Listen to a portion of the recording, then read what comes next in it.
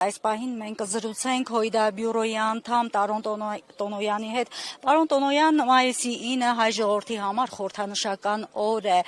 Հենց լեռնարոտից ինչ ուղերձ կփոխանցեք մեր ժողովրդին։ Մեկ բառով որ ասեմ,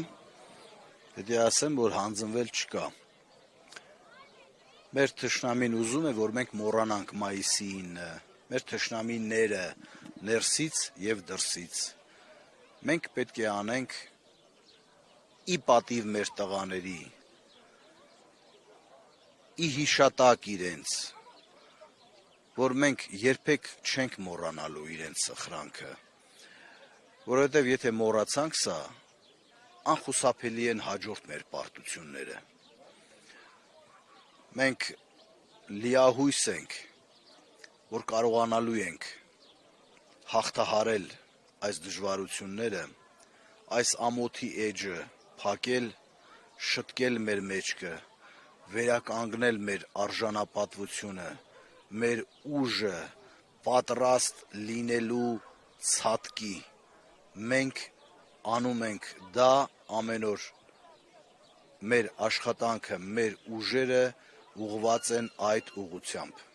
Պարոն Տոնոյան, որքանով է մեզ հաջողվում պահպանել այն արժեքները, որոնց համար տրվել են նման հաղթանակները։ Անկեղծ որ ասեմ, մենք դժվարությունների մեջ ենք հիմա, որովհետև այնուամենայնիվ կեղծ խոսույթ, խաղաղություն, թե պատերազմ, այս դիլեմայի մեջ են դրել ժողովրդին,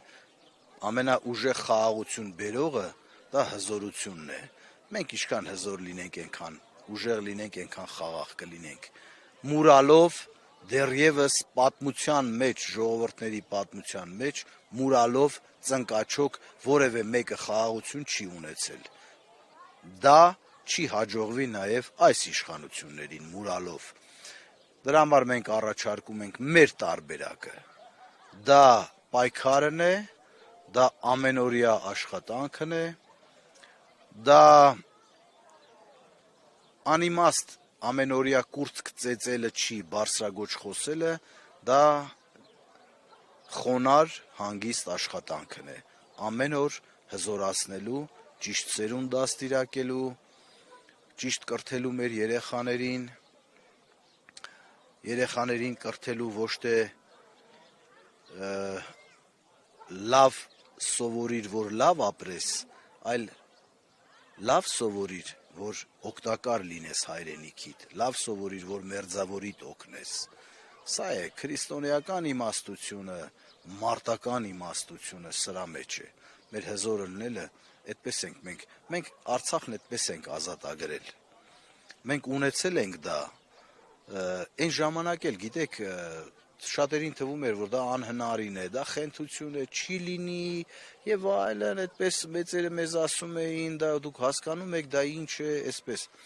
Բայց խենթերը գտան հնարը։ Մենք ոտքի ենք կանգնելու, անխուսափելի է դա, որովհետեւ հակառակ դեպքում մենք եղածնել կորցնելու մեծ վտանգի առաջ են կանգնած։ Դա անխուսափելի է։ Դա անխուսափելի է։ Աշխարհը դեռևս ժողովուրդների պատմությունները չի մտածել այլ տարբերակ։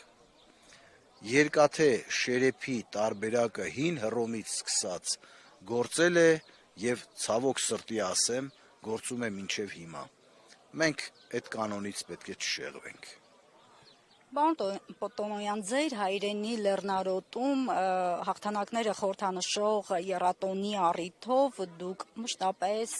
միջոցառման նախաձեռնություններով եք հանդես բերել, վկայումը նաև այս հուշարձանն է, որը գտնվում է ձեր թիկունքում, ասացեք խնդրեմ, նման միջոցառումներ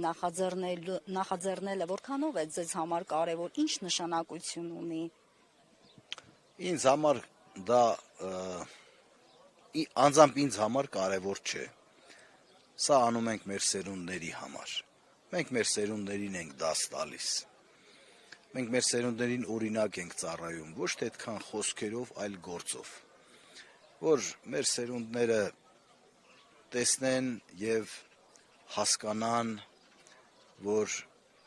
հայրենիքը պահելու միակ տարբերակը հայրենիքը շեն պահելու միակ տարբերակը աշխատանքն է, նվիրումն է եւ լավ սովորելը, թող այդպես այո լավ սովորելը, որ ինչպես ասեցի, սովորենք, որ մեր սերունդը ավելի գրագետ մեծանա եւ այսպես ասած տգետների կողմից հեշտ կառավարելի չլինի, տգետների կողմից։ Եվ հատկապես այսօրվա միջոցառմանը ինչ է նախատեսված, պարոն Տոնոյան։ Այսօրվա միջոցառմանը հիմնականում հրավիրել եմ իմ 90-ականների ընկերներին, Արցախյան առաջի պատերազմի դերակատար մարդկանց, առանցքային դերակատար, ցավոք սրտի պիտի ասեմ, որ շատերը այլևս չկան, հրավիրել եմ նաև 44 օրյայի մեր գործող ընկերներին, գնդի հրամանատարներ, գեներալներ, ցավոք սրտի մեծամասամբ արցախցիներ, ցավոք սրտի ովքեր որ այսօր բանակում որևէ դերակատարություն չունեն, ցավում եմ դրա համար, զոհվածների հայրեր կան, ծնողներ, 44 օրյայի ուղերձը մեկն է լինելու, որ երբեք իրենց զավակների արյունը անիմաստ չի թափվել։ Այսօր որ մենք այստեղ կանգնած ենք, մեր այդ զավակների շնորհիվ ենք կանգնած։ Այսօր որ մեր հայրենիքը կա, իրենց շնորհիվ է որ կա։